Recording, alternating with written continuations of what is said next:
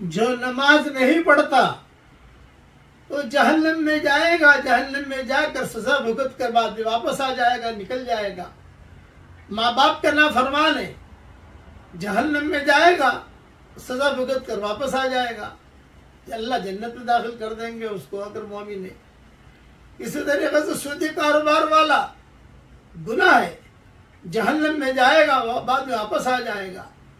مگر ایک گناہ ایسا ہے جو ہمیشہ ہمیں جہنم میں رہے گا، اور وہ گناہ ہے اللہ کے ساتھ کسی کو پارٹنر کرنا، کہ اللہ نے پیدا کیا ہم کو اور اس کے سامنے ہم سجدہ نہیں کرتے، اللہ نے پیدا کیا ہم کو اور اس کو ہم نہیں مانتے۔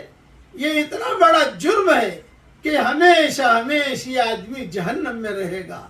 اللہ تعالی جہنم سے ہم سب کی پوری حفاظت فرمائے۔